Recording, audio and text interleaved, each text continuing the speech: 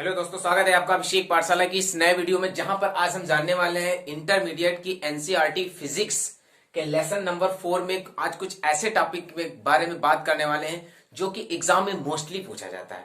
आपको सामने दिखाई दे रहा है कि आज हम जानने वाले हैं साइक्लोट्रॉन के बारे में। साइक्लोट्रॉन क्या होता है, इसका हमारे दैनिक जीवन में क्या उपयोग है, परमाणुओं में किस प्रकार ये यूजेस किया जाता है, ये क्या है, इसे कैसे किसने डिस्कवर्ड किया, इसके कार्य क्या है, इसकी संरचना क्या है और इसकी सीमाएं, इसकी कमियां क्या हैं, इसके बारे में आज हम जानने वाले। दोस्तों, मैं अभिषेक और आप देख रहे हैं हमारा यूट्यूब चैनल अभिषेक पाठशाला। जैसा कि आप जानते हैं कि आप इस चैनल पर पढ़ते हैं इंटरमीडिएट की एनसीईआरटी मैथ्स और फिजिक्स को बिल्कुल ही सरल और यूनिक तरीके से। तो आज हम समझने वाले हैं साइक्लोट्रॉन के बारे में। आज हम जानने वाले हैं साइक्लोट्रॉन के बारे में। तो आप मेरे चैनल पर अंत तक बने रहिए। यदि वीडियो पूरी पसंद आए तो उसे लाइक कीजिए, सब्सक्राइब कीजिए और अपने साथियों के साथ जरूर शेयर कीजिए। उनसे बताइए कि वो हमारे चैनल पर रेगुलर विजिट करके पा सकते हैं फिजिक्स और मैथ को एक आसान तरीके से हर एक क्वेश्चन को क्लियर करने का अच्छा सा मौका। तो चलिए क्लास को शुरू करते हैं। बहुत ही इंटरेस्टेड टॉपिक होने वाला, बहुत ही इंपॉर्टेंट क्लास होने वाली है, इसलिए क्लास में अंत तक जरूर बने रहिए। चलिए क्लास को शुरू करते हैं। देखिए, साइक्लोट्रॉन के बारे में जानना है। साइक्लोट्रॉन क्या होता है इसे समझना है सबसे पहले। तो 1934 में 1934 में वैज्ञानिक लॉरेंज और एमएस लिंगस्टोन ने एक ऐसी डिवाइस बनाई, एक ऐसी युक्ति बनाई जिसके द्वारा धनात्मक कणों, धनावेशित कणों को जैसे प्रोटॉन, न्यूट्रॉन तथा अल्फा कणों को त्वरित किया जा सके। फिर से समझ लो आराम से। 1934 में वैज्ञानिक लॉरेंज तथा एमएस लिंगस्टोन ने एक ऐसी डिवाइस खोजी जिसके द्वारा धन आवेशित कणों, कौन से, प्रोटॉन, ध्यान देना, न्यूट्रॉन तथा अल्फा कणों को त्वरित किया जा सके। त्वरित का मतलब होता है उनकी चाल, स्पीड को बढ़ाया जा सके, उसे बोलते हैं फिजिक्स में त्वरित करना। ओके, तो इसलिए इन्होंने बनाया साइक्लोट्रॉन को 1934 में कि इसे साइक्लोट्रॉन के द्वारा धनावेशित कणों को जैसे प्रोटॉन, न्यूट्रॉन तथा अल्फा कणों को त्वरित किया जा सके, इनकी स्पीड को बढ़ाया जा सके। ठीक है, पहले साइक्लोट्रॉन के बारे में जान चुके हैं, फिर से एक बार रिपीट कर लेते हैं कि 1934 में वैज्ञानिक लॉरेंज तथा लिंगस्टोन ने एक ऐसी डिवाइस खोजी, एक ऐसा उपकरण बनाया, एक ऐसा यंत्र बनाया जो धनावेशित कणों को, किसे, प्रोटॉन, न्यूट्रॉन तथा अल्फा कणों को त्वरित करता है, उसके द्वारा त्वरित किया जा सके। ओके, त्वरित मतलब उनकी स्पीड को बढ़ाया जा सके, उन्हें गतिमान किया जा सके तीव्रता से। ओके, तो ये हो गई साइक्लोट्रॉन की डिफिनेशन। अब हम समझ लेते हैं कि साइक्लोट्रॉन की संरचना क्या है। संरचना में देखिए, सामने आपको दिखाई दे रहा है ये दो चुंबक हैं, नॉर्थ और साउथ। ये देखिए दो चुंबक हैं आपके, एक नॉर्थ एक साउथ। ठीक है, दो चुंबक के टुकड़े, इनके बीच में दो अंग्रेजी के डी आकार के धातु के पात्र रखे होते हैं। कैसे रखते हैं देख लीजिए जरा, ऐसे रखे जाते हैं। ये दो पात्र रखे जाते हैं डी आकार के, इस प्रकार। ये हो रही है साइक्लोट्रॉन की संरचना। ठीक है, दो डी आकार के पात्र रखे जाते हैं जो एक ऑसिलेटर यानी दोलित्र से जुड़े होते हैं। ये जो एक बना हुआ है इसे कहते हैं दोलित्र। ठीक है, ये क्या है, ऑसिलेटर। ये एक ऑसिलेटर है, ये दोलित्र से ये दोनों पार्ट जुड़े हुए होते हैं। इन्हें ये चूंकि ये अंग्रेजी वर्णमाला के डी से डी आकार के दिखते हैं, इसलिए इन्हें D1 और D2 बोला जाता है। ठीक है, ये यहां पर डीज बोले जाते हैं, डीज। ये क्या है, दो डीज है। कैसे, धातु के, किसी धातु के दो पात्र होते हैं। ठीक है, और इनसे जोड़ दिया जाता है एक दोलित्र यानी एक ऑसिलेटर जोड़ दिया जाता है। ऑसिलेटर का कार्य क्या होता है समझिए। ऑसिलेटर का कार्य होता है कि इन दोनों डीजों को, इन दोनों पात्रों को प्रत्यावर्ती धारा, प्रत्यावर्ती विभव प्रदान करना। ऑसिलेटर का कार्य होता है, ध्यान दीजिए, इन दोनों D1 D2 को प्रत्यावर्ती वोल्टेज देना। और वो वोल्टेज कैसे देता है ऑसिलेटर का, बस यही बहुत ही इंपॉर्टेंट कार्य है कि यदि एक पात्र प्लस है दूसरा माइनस का हो जाता है। ठीक है, कुछ समय बाद जो पात्र प्लस का था वो माइनस का हो जाता है, जो माइनस का होता है वो प्लस का हो जाता है। क्यों? दोलित्र के कारण, ऑसिलेटर के कारण ऐसा होता है। ऑसिलेटर का यही कार्य है यहां पर साइक्लोट्रॉन में। ठीक है, ऑसिलेटर का क्या कार्य होता है यहां पर कि जो प्लस का डीज है उसे माइनस करना, जो माइनस का है उसे प्लस करना। ये कब होता है? जब इन दोनों डीजों को, इन दोनों पात्रों को किसी चुंबकीय क्षेत्र में रखा जाता है। अभी यहां पर ये सिंपल में रखे हुए हैं, जब इन्हें किसी चुंबकीय क्षेत्र में रखा जाता है तब यहां पर दोलित्र अपना कार्य करता है कि प्लस वाले को माइनस में कन्वर्ट करता है और माइनस वाले को प्लस में कन्वर्ट करता है। अब चूंकि ये नॉर्थ और साउथ दो चुंबक हैं, इनके बीच में ये व्यवस्था स्थित है। ये 3D डायग्राम से है और इसे 2D डायग्राम में किस प्रकार बनाएंगे देख लीजिए, सामने स्क्रीन पर आपको दिखाई दे रहा है।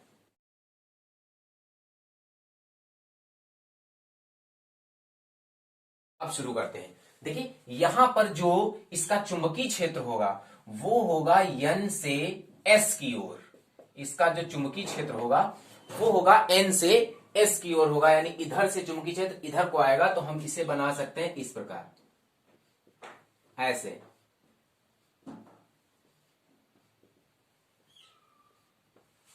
ऐसे कर सकते हैं, ये चुंबकीय क्षेत्र हो जाएगा N से S की ओर। अब देखिए यहां पर ध्यान देना है, जब चुंबकीय क्षेत्र N से S की ओर जाएगा और अगर हम इसे ऊपर से देखें, ऐसे देखते हैं, ऐसे लच के इधर से ऐसे देखते हैं, अगर टॉप से ऊपर से देखते हैं तो इसकी आकृति कैसी दिखाई देगी? बिल्कुल ऐसी दिखाई देगी। जैसे ये कोई चुंबकीय क्षेत्र जा रहा है और इसका ये जो एरो पीछे का बना हुआ है तो ये ऐसा हमें पीछे को दिखाई देगा, और पीछे वाली व्यवस्था जो होती है वो क्रॉसिंग में होती है।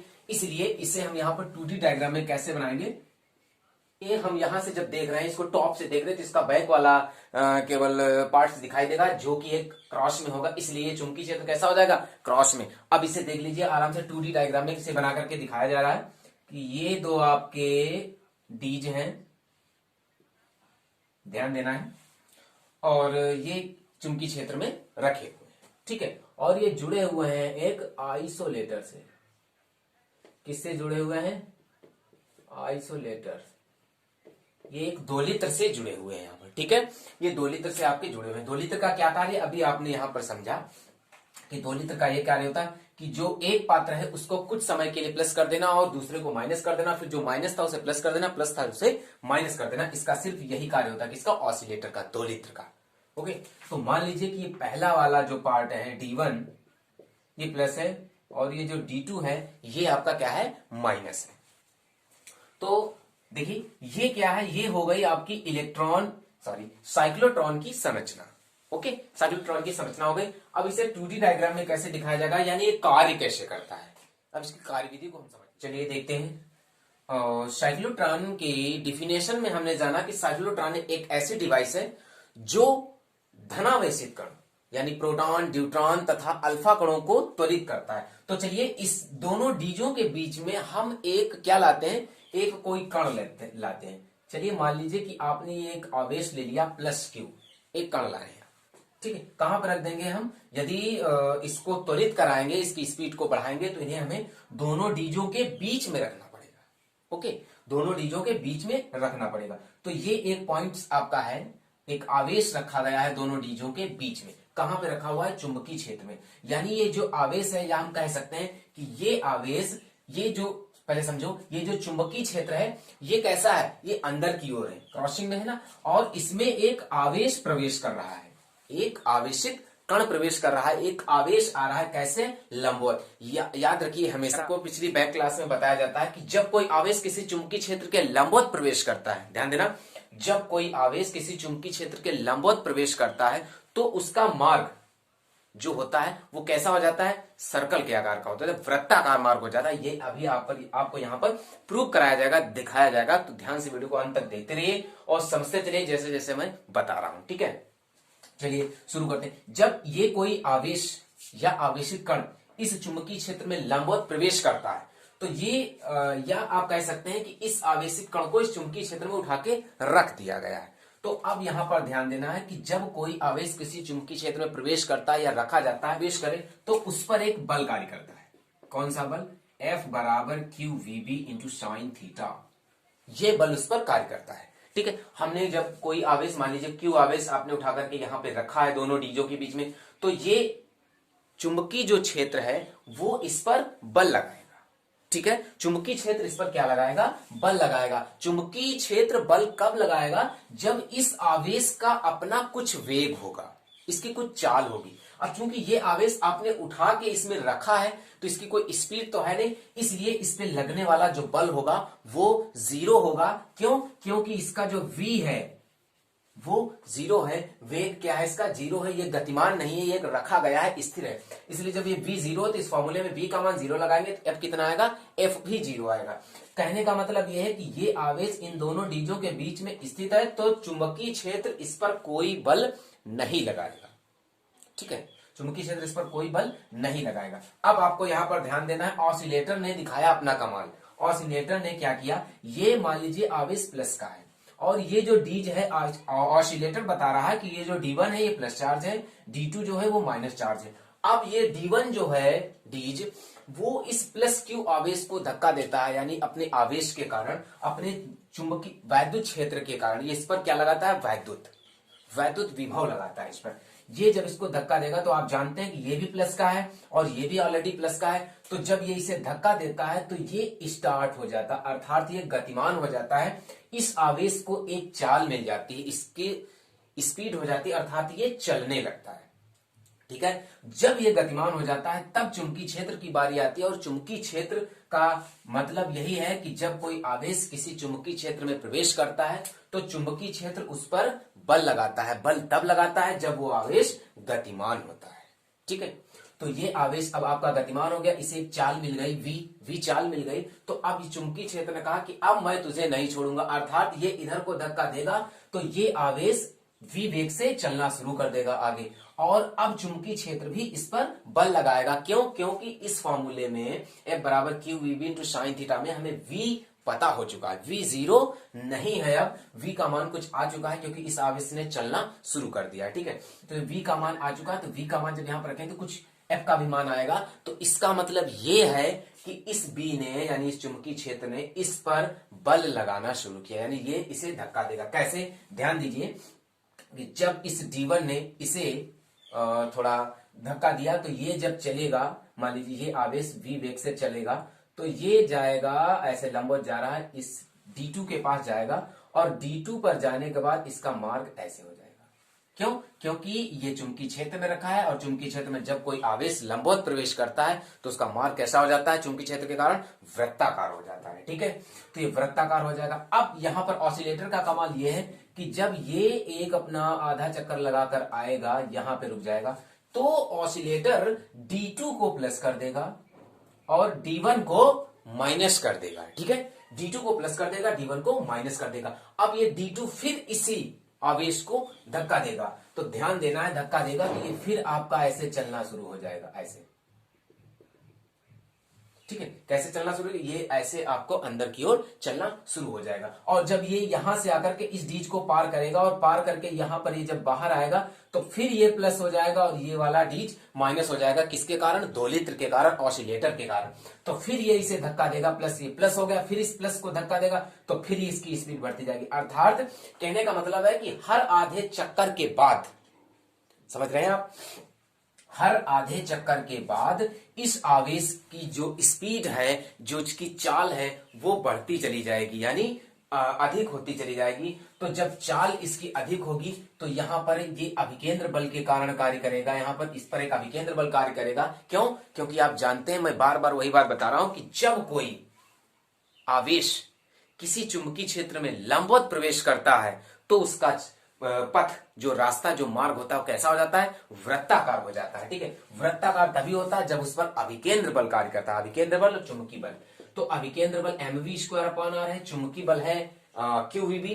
तो दोनों को हम जब क्लियर करके v कैंसिल करेंगे, r की वैल्यू निकालेंगे mv/qb, ये r की वैल्यू निकल आएगी, अर्थात ये रेडियस निकल आएगी mv/qb।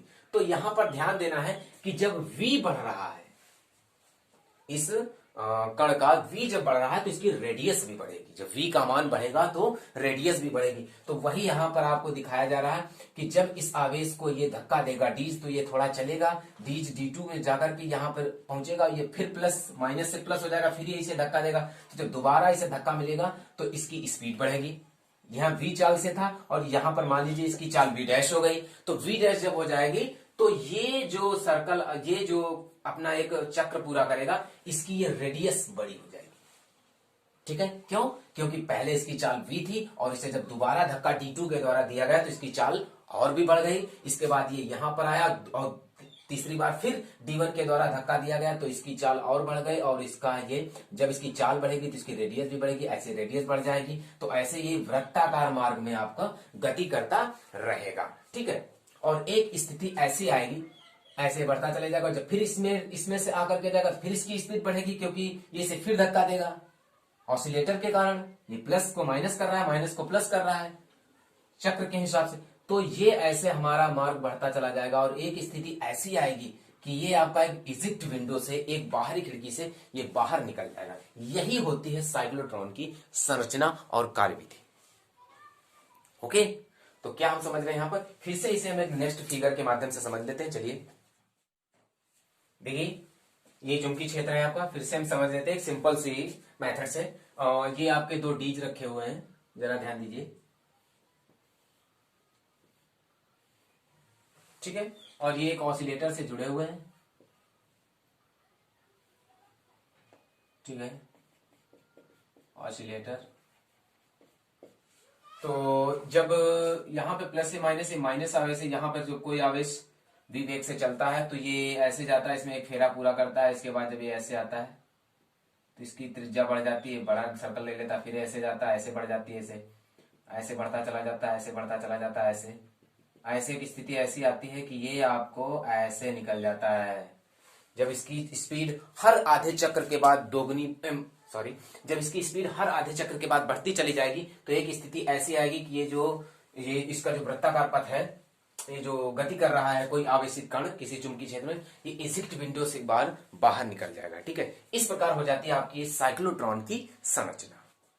ओके, अब ध्यान देना है आपको कि यहां पर वैद्युत क्षेत्र और चुंबकीय क्षेत्र दोनों कार्य करते हैं। ठीक है, जब कोई आवेश किसी चुंबकीय क्षेत्र में रखा जाता है तो सबसे पहले उस पर वैद्युत क्षेत्र बल लगाता है, उसे धक्का देता है, उस पर बल लगाता है। किसके कारण? अपने समान प्रकृति के आवेश के कारण वैद्युत क्षेत्र इसे धक्का देता है। चुंबकीय क्षेत्र का यही जलवा है कि चुंबकीय क्षेत्र तब आवेश को गतिमान करता है, धक्का देता है, उस पर बल लगाता है जब वो गतिमान हो जाता है। जब कोई आवेशित कण गतिमान होता है तभी चुंबकीय क्षेत्र उस पर बल लगाता है, उसकी स्पीड बढ़ाता है, नहीं तो नहीं करता है। और ये किसके कारण होता है? वो गतिमान कैसे होता है? वैद्युत क्षेत्र के कारण। यानी वैद्युत क्षेत्र और चुंबकीय क्षेत्र दोनों कार्य करते हैं साइक्लोट्रॉन में। अब आप यहां पर सोचने वाली बात यह है कि ये ऐसे अपने वृत्ताकार मार्ग में चक्कर लगाता रहता है। कौन? आवेशित कण अपने दोनों डीजों में इस प्रकार से चक्कर लगाता रहता है। प्रत्येक आधे चक्र के बाद उसकी स्पीड बढ़ती जाती है और एक समय ऐसे आ जाता है, एक ऐसी स्थिति आ जाती है कि वो एग्जिट विंडो से बाहर निकल जाता है। फिर उसका यूजेस क्या है? हम ऐसा क्यों करते हैं? ये स्पीड सिर्फ इसकी स्पीड को ही देखने के लिए?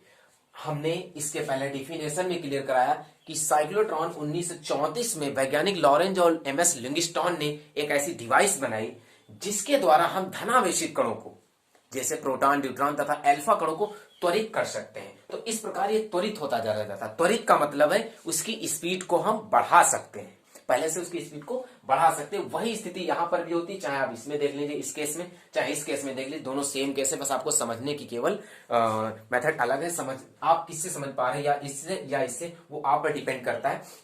ठीक है, इसका मतलब ये होता है कि जब इसके आवेशित कण को हम गतिमान करते हैं, जब इसे धक्का देता है कौन? वैद्युत क्षेत्र। जब वैद्युत क्षेत्र धक्का देता है तो ये आधे चक्र के बाद दूसरे D2 से जाता है, वो भी प्लस हो जाता है। किसके कारण? ऑसिलेटर के कारण। फिर उधर से धक्का मिलता है, इधर आता है, फिर इधर से धक्का मिलता है उधर। इस प्रकार हर आधे चक्र के बाद उसकी जो चाल होती है वो बढ़ती चली जाती है, उसका वेग बढ़ता चला जाता है और अंततः एक ऐसी स्थिति आ जाती है कि वो ऐसे बाहर निकल जाता है। तो इस प्रकार जब हम किसी आवेशित कण की, किसमें? साइक्लोट्रॉन में, उसकी स्पीड को, उसको काफी हद तक त्वरित कर लेते हैं तो उसका प्रयोग नाभिकीय संरचनाओं में किया जाता है। ठीक है, साइक्लोट्रॉन की इसलिए रचना की जाती है कि जब ये एक हद तक, एक अपनी लिमिट से बाहर, इसमें ज्यादा वेलोसिटी, इसका वेग ज्यादा हो जाता है तो इससे नाभिकीय संरचना का प्रयोग किया जाता है। नाभिकीय संरचना को समझने के लिए साइक्लोट्रॉन यूजेस किया जाता है। ठीक है, साइक्लोट्रॉन किसको यूज करता है? धनावेशित कणों को, केवल ऋणावेशित कणों को नहीं होता है। क्यों नहीं होता है अभी आप सोचेंगे तो इसके बारे में अभी आपको बताया जाएगा। अब समझना है साइक्लोट्रॉन की संरचना हो गई, कार्यविधि हो गई, इसकी रचना कैसे होती ये हो गई, ये डिफिनेशन हो गई। अब समझना है साइक्लोट्रॉन की सीमाएं या साइक्लोट्रॉन की कमियां। ओके, देखिए पहली कमी ये है साइक्लोट्रॉन के अंदर कि साइक्लोट्रॉन से इलेक्ट्रॉन को त्वरित नहीं किया जा सकता है। क्यों इलेक्ट्रॉन को त्वरित नहीं किया जा सकता है? क्योंकि इलेक्ट्रॉन जो होता है वो प्रोटॉन की अपेक्षा यानी धनात्मक कणों की अपेक्षा, धनावेशित कणों की अपेक्षा बहुत हल्का होता है। धनावेशित कणों की अपेक्षा बहुत हल्का होता है। इसीलिए फिर भी यदि हम इलेक्ट्रॉन को त्वरित करते हैं तो इसका वेग इतने हद तक बढ़ जाएगा, ध्यान देना है आपको, समझना है, फील करना है कि इसका वेग इस हद तक बढ़ जाएगा कि ये साइक्लोट्रॉन को छोड़कर बाहर चला जाएगा। इसकी स्पीड इतनी ज्यादा हो जाएगी कि साइक्लोट्रॉन को छोड़कर बाहर चला जाएगा। इसलिए इसे हम त्वरित नहीं कर सकते। ओके, दूसरी बात जान लेते हैं साइक्लोट्रॉन में। दूसरी बात यह है साइक्लोट्रॉन की सीमा कमी यह है कि प्रोटॉन का जो द्रव्यमान होता है साइक्लोट्रॉन में वो इलेक्ट्रॉन की अपेक्षा 1837 गुना 1837 गुना होता है। इसीलिए जो प्रोटॉन है वो साइक्लोट्रॉन का जो वैद्युत क्षेत्र होता है उसे झेल सकता है और वो साइक्लोट्रॉन को छोड़कर बाहर नहीं जाता है। इसलिए प्रोटॉन को त्वरित किया जा सकता है साइक्लोट्रॉन में, इलेक्ट्रॉन को त्वरित नहीं किया जा सकता, क्योंकि सबसे पहली वाली बात यह थी कि इलेक्ट्रॉन बहुत हल्का होता है और जब वो कोई वस्तु हल्की होगी तो उसे त्वरित करेंगे तो उसका वेग, उसकी एनर्जी इतनी ज्यादा हो जाएगी कि वो साइक्लोट्रॉन को छोड़कर बाहर चला जाएगा।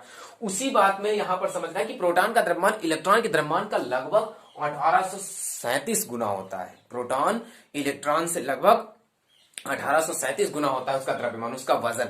इसलिए ये वायु क्षेत्र को झेल सकता है और इसे आराम से त्वरित किया जा सकता है। ओके, बात न करो। तीसरी बात ये है, देखिए थर्ड बात ये है कि जब साइक्लोट्रॉन का वेग अधिक हो जाता है तो उसके जो द्रव्यमान होता है उसमें चेंजिंग आ जाती है, उसमें परिवर्तन आ जाता है। साइक्लोट्रॉन का वेग जब अधिक हो जाता है, एक ऐसी कंडीशंस आ जाती है जब साइक्लोट्रॉन की वेलोसिटी काफी अधिक हो जाती है तो उसका जो वेट है, उसका जो मॉस है, द्रव्यमान है, उसमें परिवर्तन होने लगता है। क्योंकि यहाँ पर फॉर्मूला हमने देखा है कि ये जो R equal to m v upon q B दिया गया है, R equal to m v upon q B. जब इसकी वेलोसिटी बढ़ जाती है यानी वेग काफी अधिक हो जाता है तो इसके द्रव्यमान में भी परिवर्तन हो जाता है। आप इसे चाहें तो ऐसे लिख सकते हैं, क्या लिख सकते हैं, एम वी बराबर R क्यूबी या M equal to R q B upon v, ये बन जाएगा M equal to R q B upon v. यानी जब इसका वेग अधिक होगा, V की वैल्यू अधिक होगी तो इसमें M में परिवर्तन हो जाएगा। एक वैज्ञानिक ने हमें बताया, आइंस्टीन ने हमें बताया कि जब